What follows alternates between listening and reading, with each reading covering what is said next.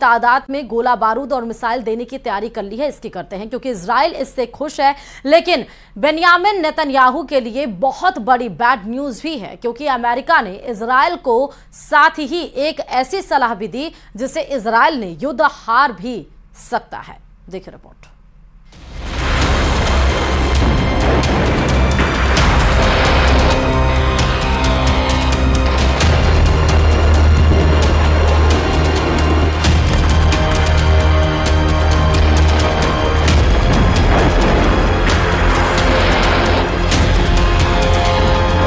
Israel attack mode में है।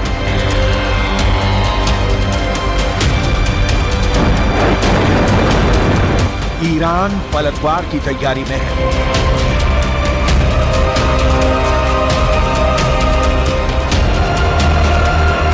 युद्ध का पूरा माहौल बना हुआ है।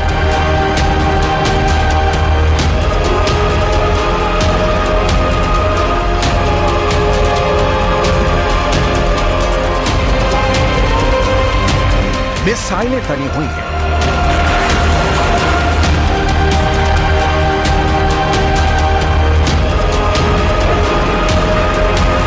जंगी जेट रेडी है।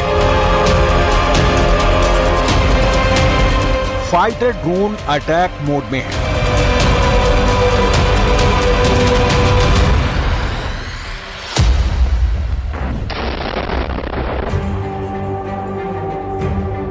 दो कट्टर दुश्मनों में आर पार की जंग की नौबत किसी भी वक्त आ सकती है, मगर इस टकराव में जो बड़ा ट्विस्ट आया है उसे समझने के लिए ट्रिगर पॉइंट पर चलते हैं।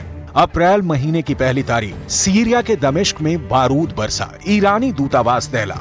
ईरान ने हमले के आरोप सीधे इजराइल पर लगाए। इजराइल हमले से इनकार करता रहा। अमेरिका ने तो खुद को दमिश्क हमले से दूर दूर तक अनजान ही बताया। दमिश्क अटैक के जवाब में ईरान ने सैकड़ों ड्रोन और मिसाइल की बौछार इजराइल पर कर दी। ईरानी हमले से अमेरिका ने इजराइल को कवर दिया। सुपर पावर के साथ नाटो कंट्री भी इजराइल के कवच बने।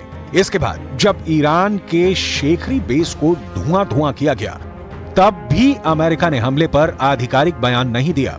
इजराइल की इराक स्ट्राइक से भी अमेरिका ने दूरी बना रखी है। इसके मायने क्या है? क्या युद्ध में इजराइल अकेले फंस गया है? क्योंकि अमेरिका तो फिलहाल किसी युद्ध में उलझने के लिए तैयार नहीं है। अमेरिकी डिफेंस फोर्सेस की सीक्रेट मीटिंग में क्या तय हुआ है?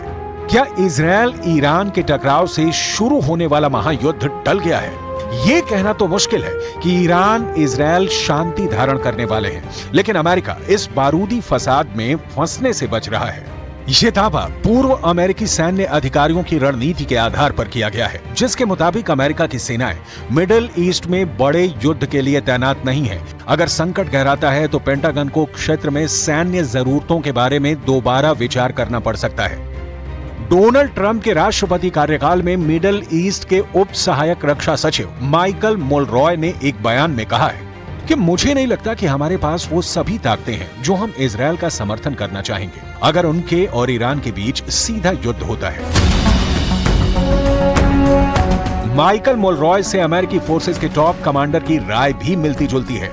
खाड़ी में अमेरिकी सेना की कमान संभालने वाले 4 स्टार जनरल जोसेफ वॉलेट मानते हैं कि अमेरिकी सेना को अपनी रणनीति पर फिर से विचार करना होगा कि क्षेत्र में हमें कौन सी आवश्यक टिकाऊ क्षमताएं बनाए रखनी है। बड़ी चिंता लंबे वक्त तक इलाके में बने रहने की हमारी क्षमता है।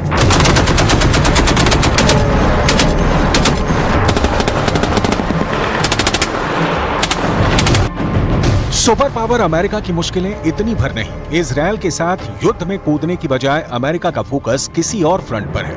खाड़ी मुल्कों में तैनात अमेरिका के मौजूदा जनरल माइकल एरिक हाल में ही एक मैसेज के जरिए अमेरिकी सांसदों को यह जानकारी दी कि उन्होंने अपनी सैन्य क्षमता बढ़ाने की गुजारिश प्रेसिडेंट बाइडेन से की थी, जिसका जवाब देते हुए पेंटागन ने खाड़ी से ज्यादा चिंता चीन से मिल रही चुनौती को बताया था।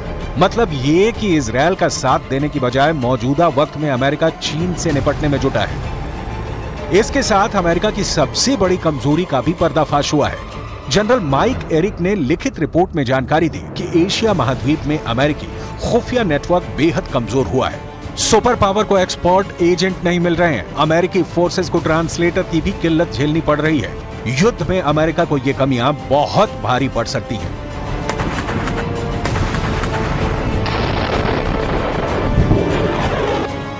साफ है कि अमेरिका अपनी कमजोरियों को दुरुस्त किए बिना तो युद्ध में उतरने नहीं जा रहा। ऐसे में इजरायल का हाल यूक्रेन जैसा न हो जाए, जिसने अमेरिका की शय पर रूस से अदावत मोल ली और अंतहीन युद्ध में उलझ गया।